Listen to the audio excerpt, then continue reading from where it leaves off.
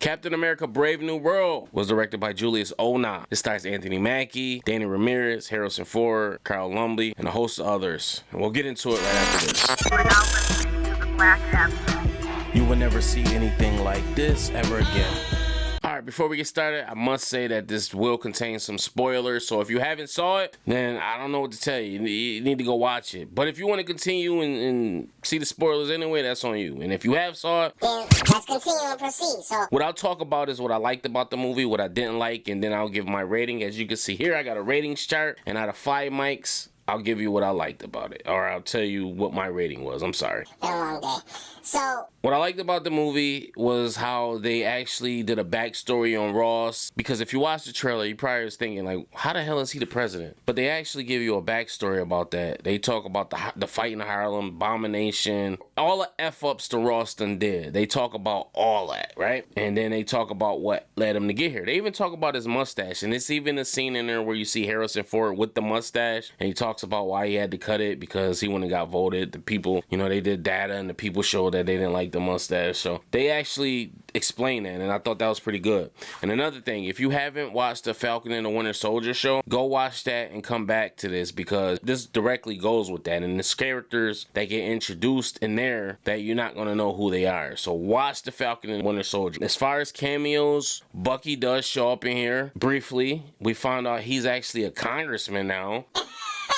go figure. Bucky, the mass murderer, is a congressman. We find out the gentleman that was Falcon and Winter Soldier has become Falcon 2. As we know, that's Danny Ramirez. Isaiah returns as well, the original super soldier, and he is the plot device for the whole movie. He reluctantly doesn't want Sam working with the government because the government and Ross had some dealings with him, and the reason why he stayed in jail so long. And he was supposed to get out, and he just know Ross is a shitbag. So he doesn't want Sam dealing with Ross. But Sam is trying to convince him, listen, I'm doing this because I'm trying to change the government from inside and trying to give people hope. And I'm the new Cap, so it is what it is. So he invites Isaiah to an event that they're having at the White House, and it's a peace treaty because we learned that the celestial that they found in the Indian Ocean was actually in Japan territory, and it contains none other than adamantium.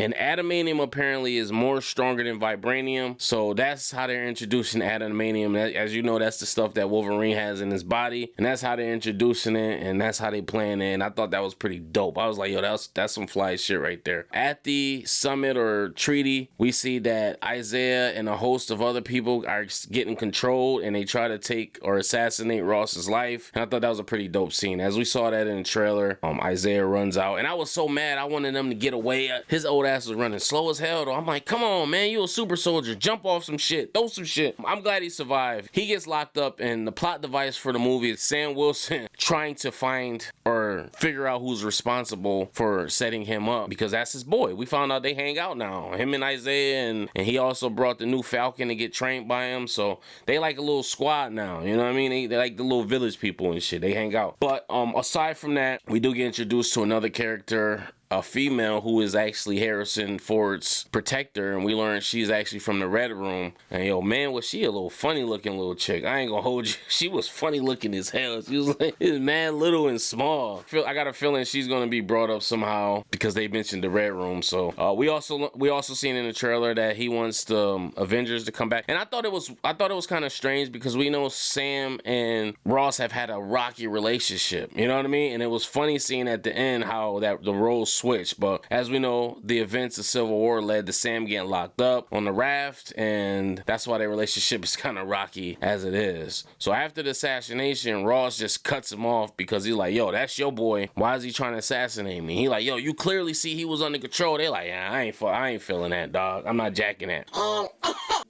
How we get introduced to Giancarlo Esposito, I don't know how to say his name. But how we get introduced to his character is that when it first comes on, Sam and the new Falcon are on a mission to recover something, and that was the adamantium. And Gina Carolina's character was responsible for doing a drop, and the buyer never showed up. So we learned the buyer is what's Giancarlo Esposito's name in here? The Sidewinder. Sidewinder. Sidewinder's character other get stood up pretty much. And we learned that the leader is that actual bad guy. He is somebody who Ross had locked up in a basement or a dungeon somewhere on a black site and was feeding him gamma radiation that made him smarter. And that was the reason Ross became president, because this guy can calculate and figure and anticipate certain shit in his head. And that's how Ross became president. But what Ross did was renege on him getting released, because Ross is a shitbag, just through and through. You know, he's not a redeemable person. He's a shitbag. So this guy hatches a plot to disgrace Ross. He doesn't want to kill Ross. He knows Ross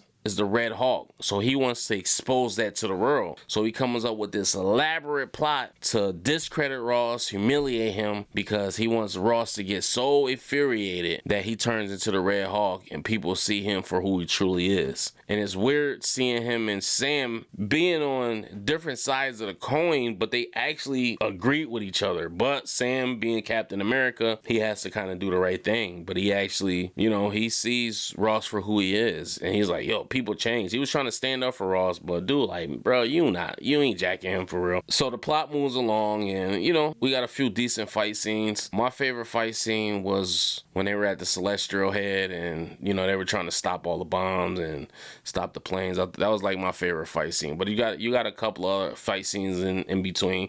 And this movie had the tone of Winter Soldier. I kept seeing people saying that this was like his own contained story. It was like more like a spy thriller, like covert ops type shit. You know what I'm saying?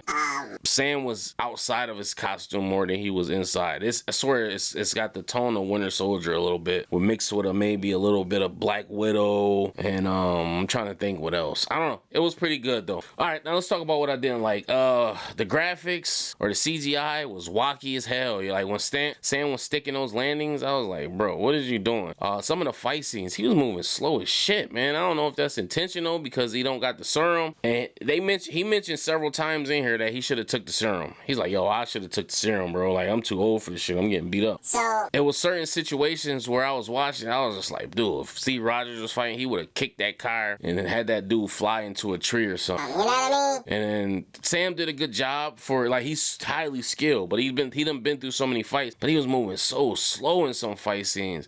And one fight scene I think we saw the teaser where the guy was like physically bigger than him. He was whooping Sam ass, and then somehow Sam beats him with that corny ass uppercut. It's like, dude, come on, man. And then when Ross finally decides to turn into the Hawk, they had the perfect setup for him when he was in the middle of the ocean next to the Celestial Head. He's literally about to turn. He's like halfway there, and then he automatically, oh yeah, Sam secured the last fighter jet. You don't have to turn anymore, and he calms down. Then he has a normal speech outside the White House talking about, you know, the peace treaty was continuing, and then the leader comes on the speaker, and all of a sudden he decides to transform. I'm like, bro, stop. But we did learn that the pills that he was taking were actually gamma pills, and that was actually making him more vulnerable and more vulnerable to turn into the Hawk. He thought they was maintaining that, it was actually making him lean more towards that. I don't think they spoke about why he was red, but I don't know, maybe I wasn't paying attention. I do got ADHD, but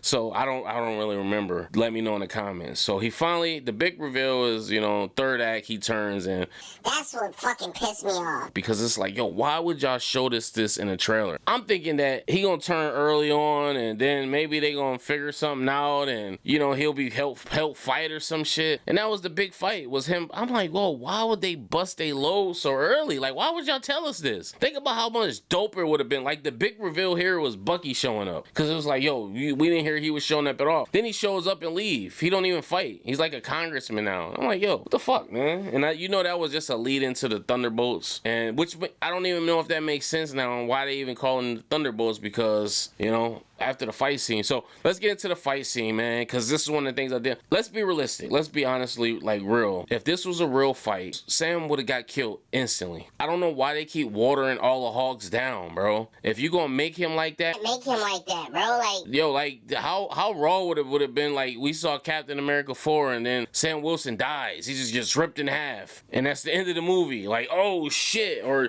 you gotta call in Thor or something, or the other Bruce Banner to maintain this, but Sam gone. He out of, he got broken in half. Like, let's take some risks, man. Come on, the boys show exists for a reason. We gotta show some reality. Ain't no way Sam would have stood a chance against this dude. This motherfucker had his head like this, about to squeeze it, and then all of a sudden he stops. I forget what happened. He stabbed him or some shit. Like, dude, that shit won't even hurt the Hawk. That's the Hawk man. They shoot bullets at him. I don't care if it's Wakandian armor or not, bro. Come on, we not piercing the Hawk's skin, bro. Like, we not doing this, bro. The only way he could have stopped that nigga is the Hawkbuster. Like, Iron Man was getting his ass whooped with the Hawkbuster. Like, what? Sam Wilson would have got destroyed, bro. I know that's Wakandian vibranium. But come on, bro. Like, we gotta stop this nonsense, bro. He ain't got no powers, and he's just taking these punches. And after the fight, he just goes to free Isaiah. He don't even go to the hospital. Like, bro, stop with the shit, bro. That pissed me off. Like, royally. That had me so tight, bro. I was like, yo, this is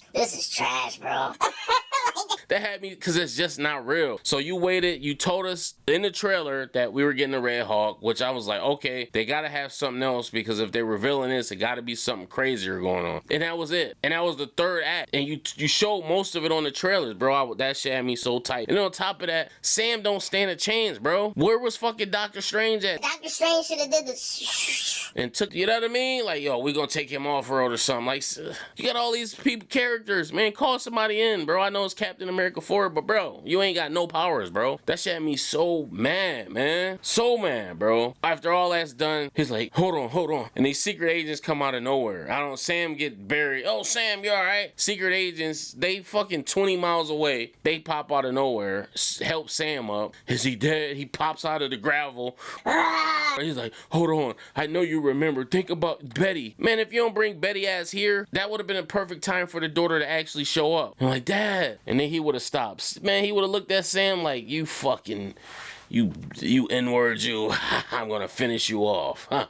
Because we know Ross is a racist. Like, you know, he got that racist vibe. You know what I mean? That mustache he had. That's a Nazi mustache. I know a Nazi mustache when I see one. Nah, I'm just kidding. But listen, it is what it is, man. Marvel just don't got the sauce no more, bro. They just don't, man. I'm sorry. I think the Thunderbolts is actually gonna be good because it's unconventional, and I'm hoping for the best, bro. I don't know, man. Listen, you know I rate everything with mics. If I gotta rate this out of 5 mics, Captain America: Brave New World, I'm gonna give it a 2.5. I always rate Marvel movies based on if I would go see it again. I wouldn't pay my money to go see this again. I'm not. I'll probably watch it on streaming, but I watch it on streaming just because I want to see certain parts. Like But nah, I'm not paying to go see this again. You know, I'm one of those people that go see a Marvel movie. I've seen a Marvel movie 8 times before, as when it was out in theaters, and that was like Infinity War. But I'm the person, I go back and watch it with different family members, and I have no desire to see this. I'm sorry. Black History Month, y'all. But anyway, post your comments below. Let me know what you guys think. Make sure you like, subscribe, hit the notification bell. Peace.